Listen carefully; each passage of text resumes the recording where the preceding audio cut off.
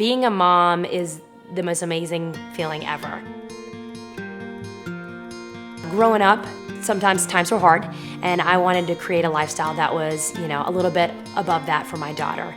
And I found that with real estate, I'm able to have a life outside of work, but then also be able to provide a life for her that I didn't necessarily, get growing up. So, it's not all about the money, but it's also being able to create a lifestyle for her as well and be able to enjoy the family. I think what attracted me most to real estate would be meeting with new people every day, building relationships, building friendships, and then helping people to reach their goals. I would say my top strengths in real estate, first of all, being my personality and how I quickly adapt to the people that I'm working with, but beyond that is my negotiation skills, especially when it comes to a client looking to buy a home. I am always looking out for them, making sure that they are, paying the least amount possible for a home.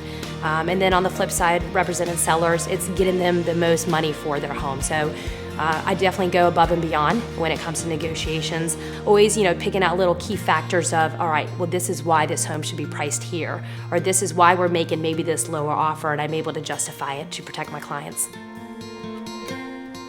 We really utilize technology. Everybody uses the local MLS and multiple listing services, but we go one step above or beyond that. First of all, we use social media to generate business, but beyond that, we really use social media to help homes get sold quicker.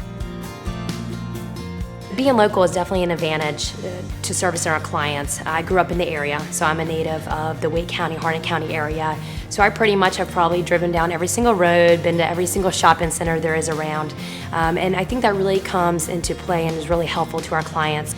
We can definitely pinpoint areas that would be most attractive to them based on the information that they're given to us. We also have a lot of connections as far as vendors go. So if you need a painter, if you need a lender, an attorney, you need an accountant, we have all those people. Many of those people I've been doing business with for 10 plus years, so I know they're great at what they do and I feel comfortable with handing them over. We're not one of those realtors that is immediately going to stick out a contract to you. We feel that immediately turns into strictly a business relationship where we want it to be a personal relationship as well. So at initial consultation, whether it be a meeting with a buyer or doing a listing presentation, we first want to get to know the client. We want to understand their reason for buying a home. Why are they selling?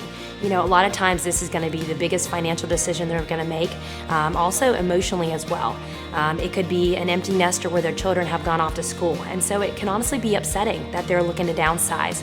So it's more of looking and finding out what the client's goals are before we immediately get into paperwork.